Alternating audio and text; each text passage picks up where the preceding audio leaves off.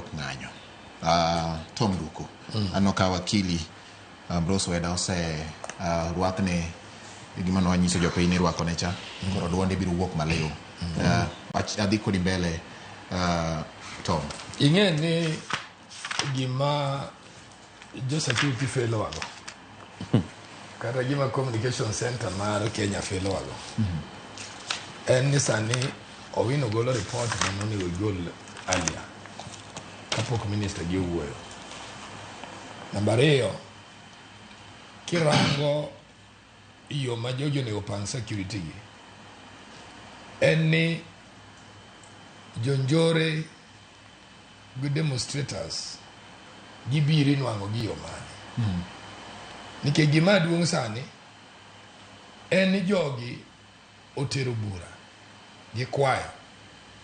gikwayo to enono wacho kan Gen Z ne timore par ngeche ni iwigi giwegi no ne ginge ni these people are bigger than the 4 people who are coming in.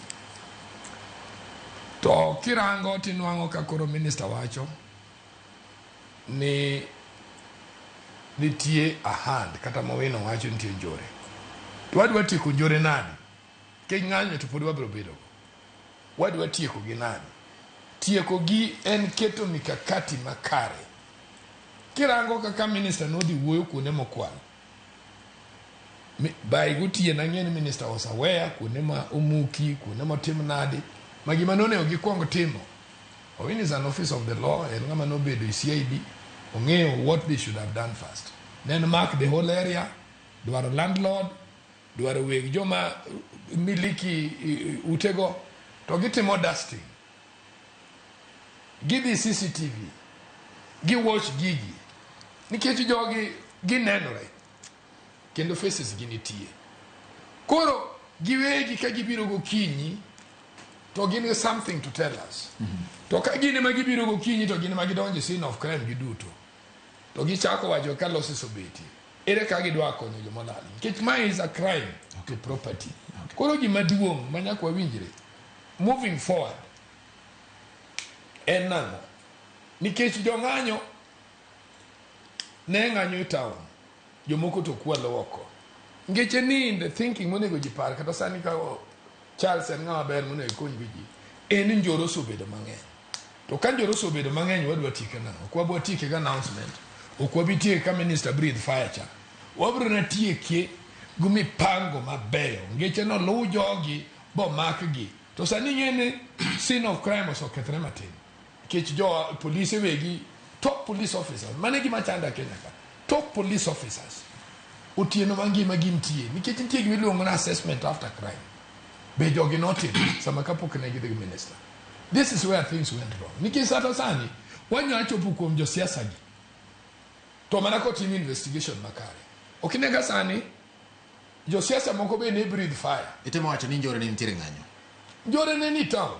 Kendo ng'ato ok nyal kwalo nikech ng'ama dhi demonstrate gi nyakwa. Dhi demonstration mo kiemo kwongo. Okay. Koro watiek mondo bati. Yes. Koro gima duong' en wadwa timo investigation now. Wan gi investigation kich nitie joma be ne breathe fire kapok gini otimore. Wan gi josiasa ma ne breathe fire. It will happen, it must happen. Koro nego gibedo nyisi ginto un joma ne invite ga ka. Ne gin ng'ano gini. Mane invite ga mondo bi injo i demonstration. Ge demonstration mano luongo ni koro kelo lal, okelo thoe. Koro from there they can be accountable on their own action. Ke kare gibende ke josiasa bendo ero kawo gik moko magidwa nwang'e popularity gi magikia. Iwinja seche moko be gigolo pesa mondo wawe landa ng'ani timo gini.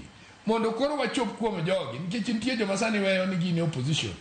Gibed accountable for their own mistakes. Nikech outburst bende kuber. Iwinja nikech jogi onego nyis jino sani koro nitie crime about property. Nitie joma property olalo. Charles rokwano na joma tho. To joma olalo property manjo apedo nyithigi do gibege tho. The family is already gone. Who is to pay them? Koro gima duong'. En wan gi politicians, wan gi former deputy president, wan gi jo opposition, mabene nyocha breathe fire. Oluong gi jogi otim gi investigation ong'en to level mane mane gidwa participate i demonstration. Ke demonstration mane giluongo to koro kelo lal. Okelo property moko kethre. Mondo wawe nywando gini.